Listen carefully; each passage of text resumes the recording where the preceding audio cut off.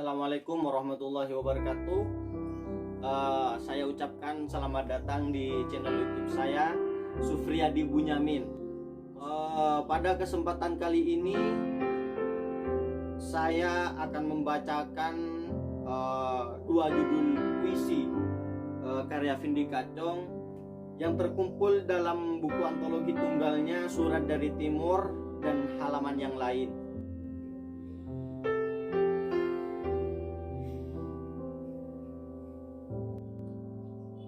Tubuh yang lain, karya Vindi Kacong.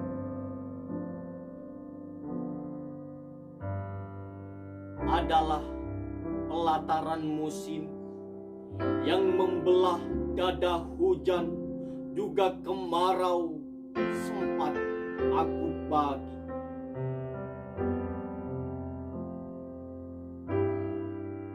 Seperti di halaman yang lain, semi menuangkan teh gelas, tapi dingin selalu membuangku.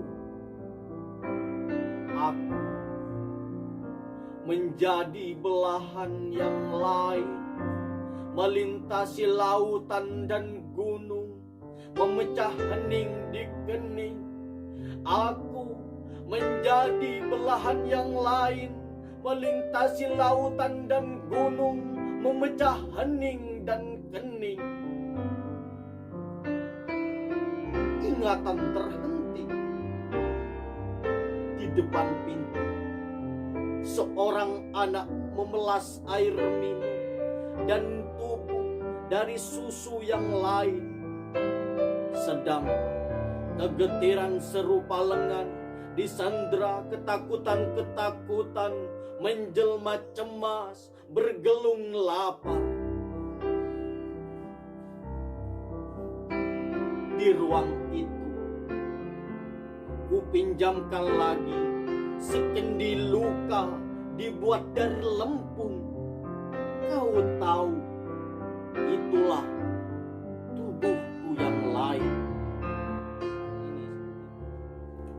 Selanjutnya saya akan membacakan satu judul puisi lagi dari karya Vindi Kacong yang terkumpul dalam buku antologi tunggalnya Surat dari Timur.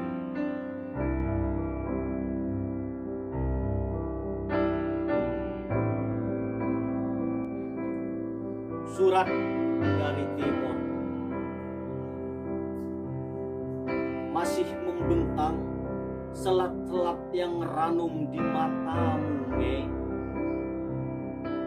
Begitupun kisah-kisah sepanjang jalan menuju dadamu yang berlubang oleh sapa kemarau dan sakaunya kehidupan.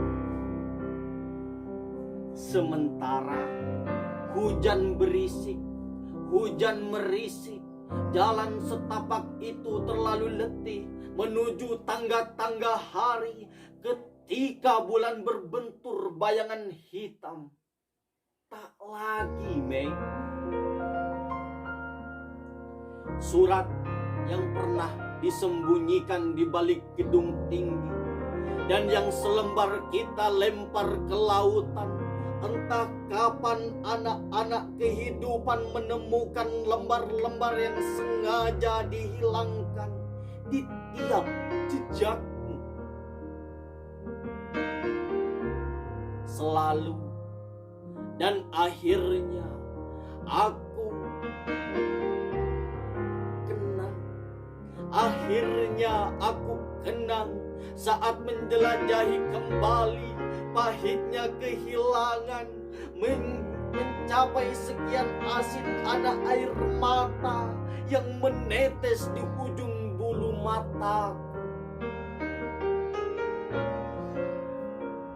Masih, Mei, masih ada selat-selat cerita tentangmu yang aku sembunyikan. Dari gedung-gedung yang meningkap keindahanmu dan menghadiahkan serangkaian perih yang tak berujung juga tak bertepi.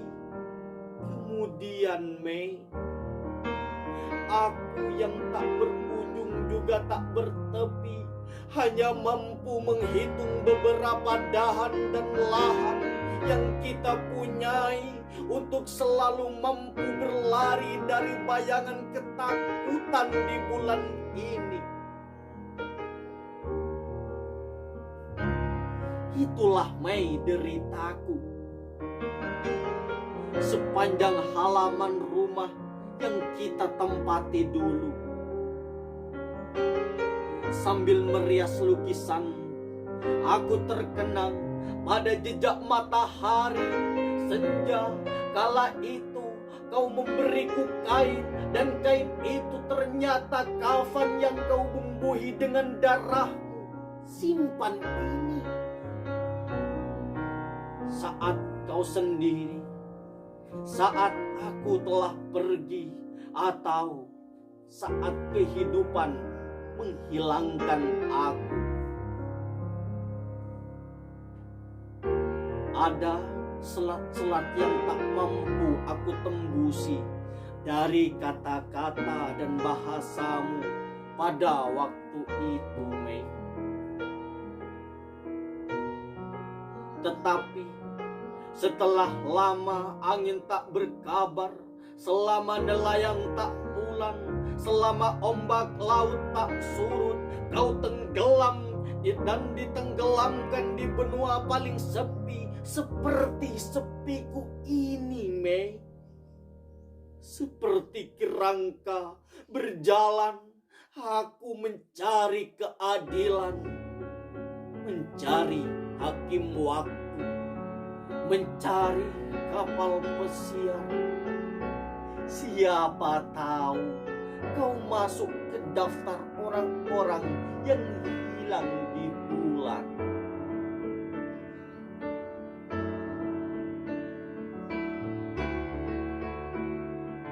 Apa akan ada bulan yang memilukan lebih dari bulan Mei ini?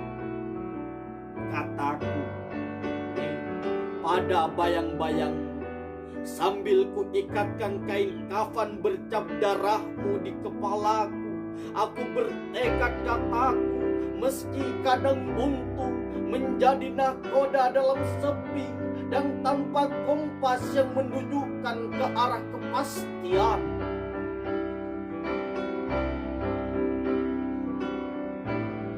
Aku lelah, Mei. Aku lelah, Mei, dengan hari-hari yang penuh janji. Hatiku sendiri yang berjanji, atau kadang telingaku yang bercuap-cuap, masih akan ada hari dan bulan yang lebih baik. Dan aku hampir bosan dengan kata-kata itu, Mei.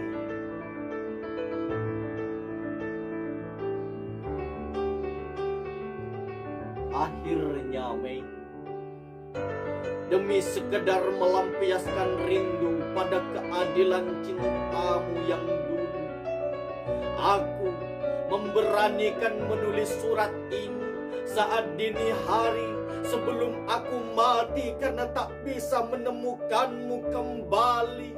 Saat orang lain tertidur, saat orang lain nyenyak dengan mimpinya, Mei.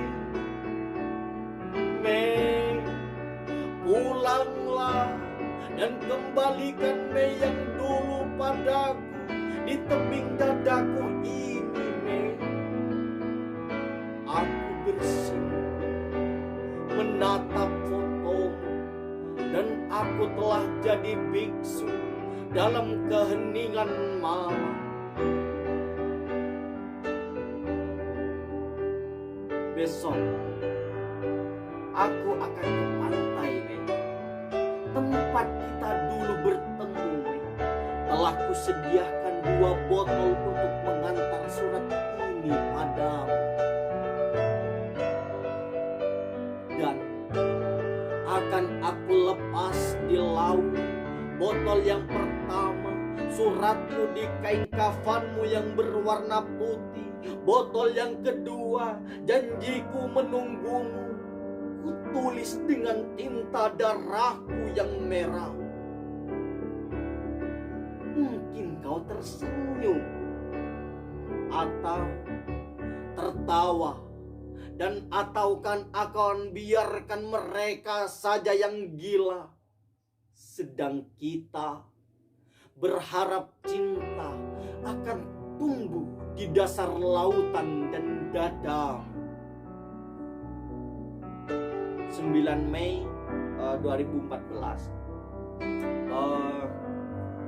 Puisi ini yang berjudul Surat dari Timur, dari beberapa bait yang saya bacakan tadi, saya merasa Fendi Katong ingin mengangkat kembali tentang peristiwa 98 Mei 98 yang menghilangkan begitu banyak nyawa, dan sampai saat ini hukum belum bisa mengadili dan belum bisa mengembalikan orang-orang yang hilang tersebut.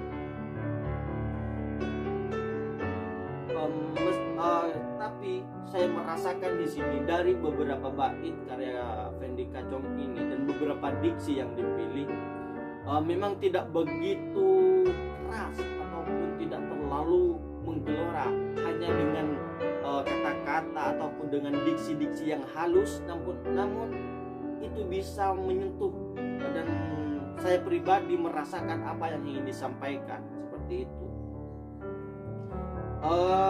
Mungkin hanya itu pembacaan puisi dari saya pada saat ini. Saya ucapkan terima kasih kepada Kak Fendi Katong yang telah memberikan ilmunya kepada saya untuk terus menulis seperti itu. Dan dua buku ini akan saya selalu simpan di dalam rak buku seperti itu. Mungkin hanya ini. Wassalamualaikum warahmatullahi wabarakatuh.